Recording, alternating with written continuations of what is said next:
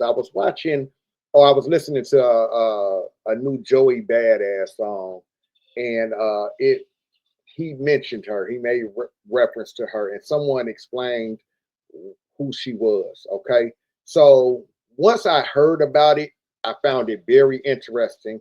And I also was listening to my homegirl Neo X. I was checking out her channel earlier today, and I just heard her talking about how sick humanity can be, people in humanity. You feel what I'm saying? So when I was listening to that, it made me think back to the Marina Abronavich story, right? Where she had to deal with people in humanity, right? So let's take a look at the story of Marina Abranovich. It's a hard name to say. Marina Abranovich and her performing art of Rhythm Zero. All right, let's check this out real quick. Today we are going to be exploring one of the darkest performance pieces ever made. A performance that lifts a veil on some very serious taboos and explores them to a degree closer than almost any other art piece. It was called Rhythm Zero, and it was performed by a Serbian artist named Marina Abramovich, a person who often stretched the boundaries of her own artistic world to make a grander point. Rhythm Zero is often considered to be the ultimate example of this, and the concept was very simple. What would happen if Marina left herself in a room for 6 hours with a crowd of people and told them that they could do anything that they wanted to her in that time? That's what Rhythm Zero was, and by all accounts, it was one of the most revealing performance pieces of the last 100 years. Rhythm Zero was actually the 5th well-known piece that Marina had performed, with the other 4 also being titled under the Rhythm Monarchy. These were Rhythm 10, Rhythm 5, Rhythm 2, and Rhythm 4, and it's safe to say that most of these pieces were boundary-breaking performances. This was most likely a response to her very strict lifestyle. She was born in Belgrade right after World War II, when Serbia was still a part of Yugoslavia. Her parents were so strict that until she was 29 years of age, she wasn't allowed to leave her house after 10 o'clock. She was actually doing these performance pieces while this insane curfew was sanctioned, so keep that in mind. With that Now I never heard of this woman before, but I'm kind of curious as to what made her want to do these things, and what made her want to make her performing arts as dangerous as I'm hearing that she would make them. It's just kind of, I wonder, did it have something to do with her growing up, or what? I'm watching this for the first time, just like y'all right now. I've heard of the story, but I've never seen this actual video. So I'm learning about her as I make this video. being said, let's talk about some of the earlier pieces that were the precursor to Rhythm Zero. Now, Rhythm Zero is the main one we're getting to, but obviously she did a series of these different performing arts. So Rhythm Zero is the one we're trying to get to, but let's check out the other ones.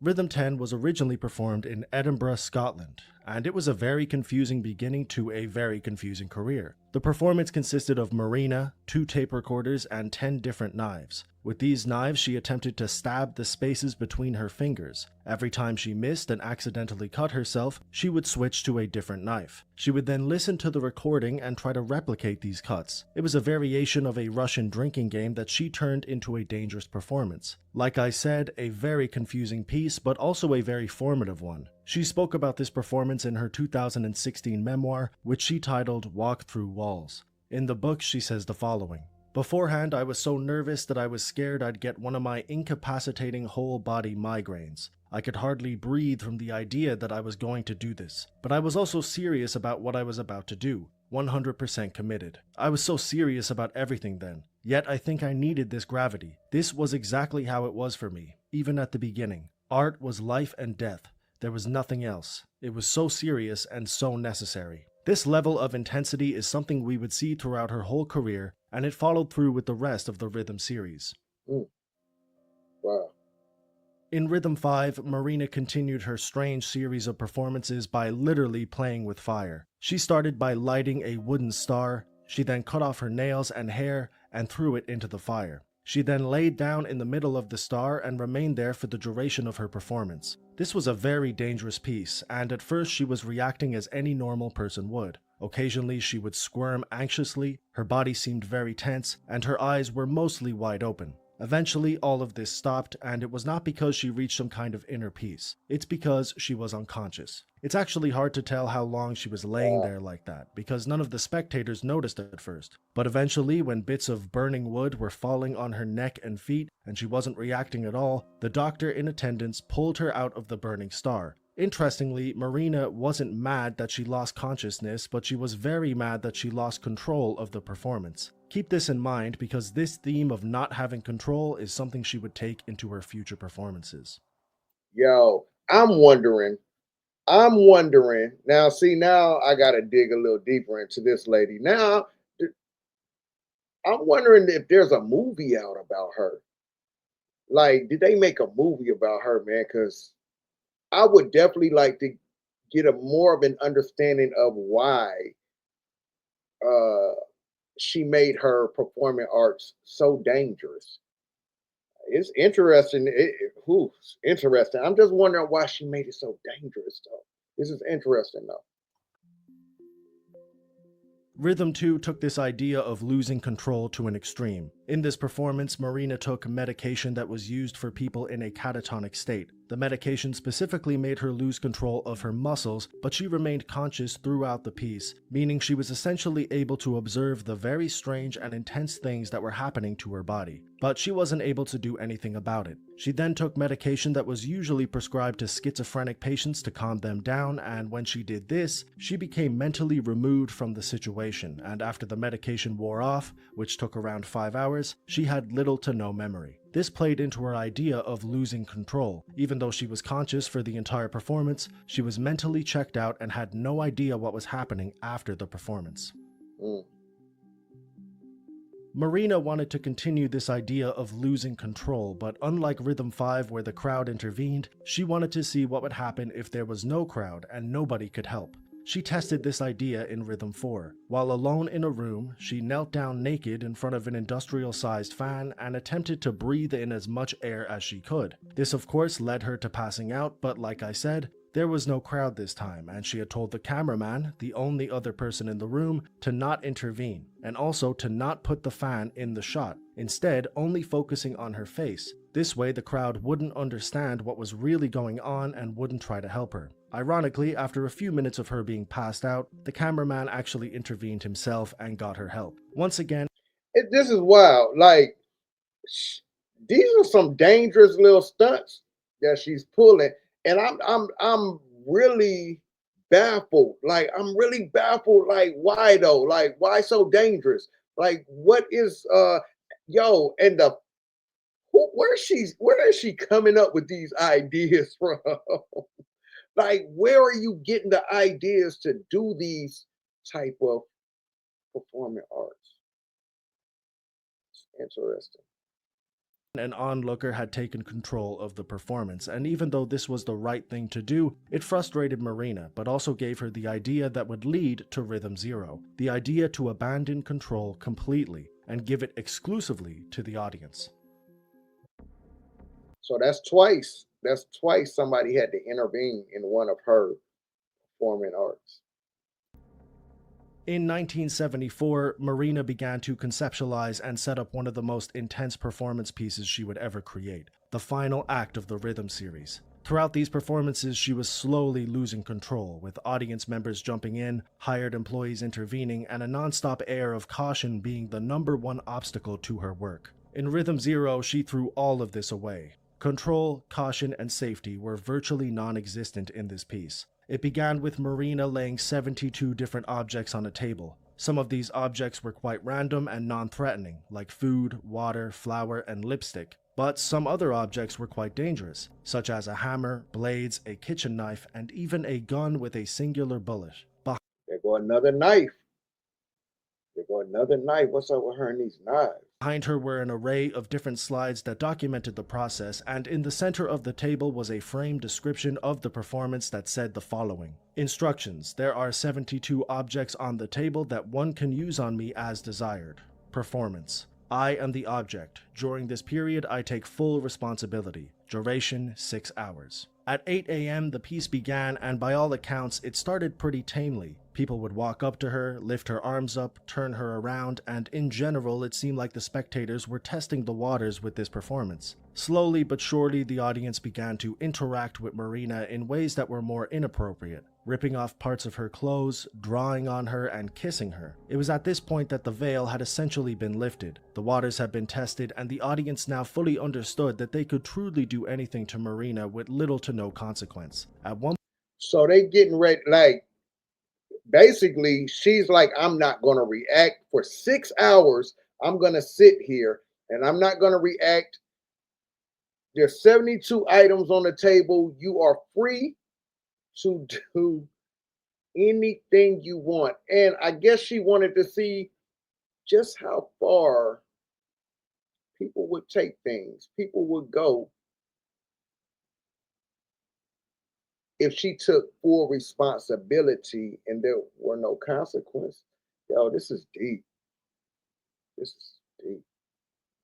This made me think back to when I heard my friend Neo X saying, just talking about how sick people can be.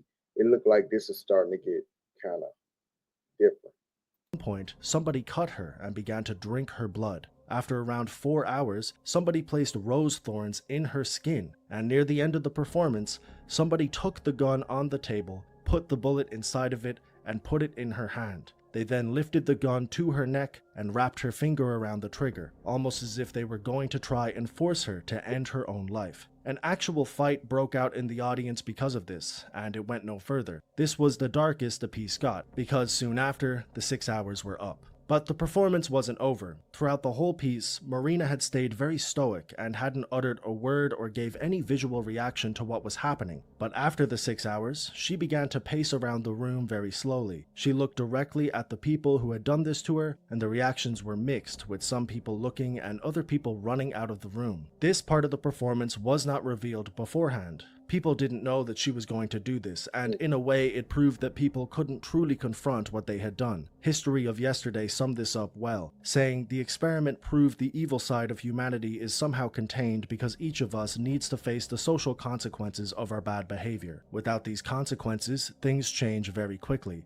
This is an idea we have looked at many times, and the results are usually quite consistent. Things like the Milgram experiment, the Stanford prison experiment, and Marina's Rhythm Zero all stripped away consequences and replaced it with new rules, descriptions, and orders, and the result was the same. People I remember the Stanford prison thing. I might do a video on that one too. I remember that one. So I get it. So they get to take away the consequences, remove the consequences, and see how people react. Now they mentioned stoic, that she remained very stoic while this was all going on. And if some of you have followed my other channel over there, I began to kind of start with the stoic videos, just talking about how to, stay calm in chaos, dealing with controlling the mind, controlling yourself. And I may start doing some of those videos over here on this channel also, just different stoic videos, because I think that is a good way of dealing with improving self. Let's continue. Things change very quickly. This is an idea we have looked at many times, and the results are usually quite consistent. Things like the Milgram experiment, the Stanford prison experiment, and Marina's Rhythm Zero all stripped away consequences and replaced it with new rules, descriptions, and orders, and the result was the same. People did morally corrupt things. It's amazing what Rhythm Zero was able to achieve. It was simple in nature, but it opened up a dialogue, asked a lot of questions, and in a way, it changed the world of performance art. It's one of Marina's most talked about pieces, but by no means was she done. She was only in her 20s when she did this, and in the next 50 years, she would become a profound artist who became known as the grandmother of performance art. She made many more pieces that are worth talking about, but I thought the Rhythm series deserved their own video considering how impactful they were. I'll leave some links to the performances I discussed if you want to find out more info about them, as well as some links to Marina's later work. I think they're definitely worth having a look at. Thanks for watching, and I'll see you in the next video. Yo, that's kind of wild, right?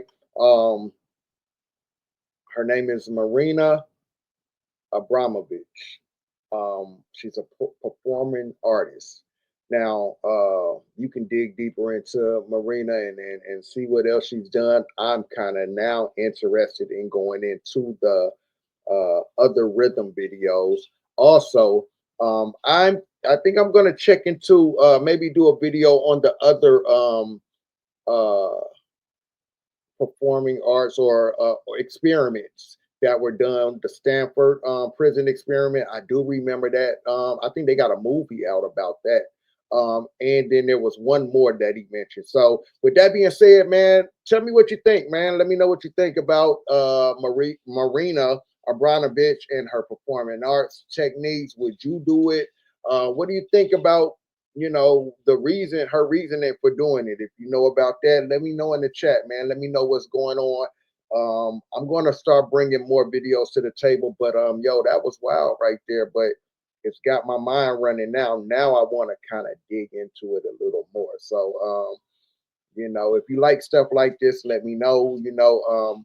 I'm just trying to figure out the channel, but once I figure it out, man, this is where I'm gonna be going with it. Whatever is working out. That's what I'm gonna rock with. So until next time, yo, I'm gonna keep bringing some more videos because I found that one very interesting. I may come back with more of her rhythm videos also for us to check out. But y'all have a good day, man. Peace. Until next time.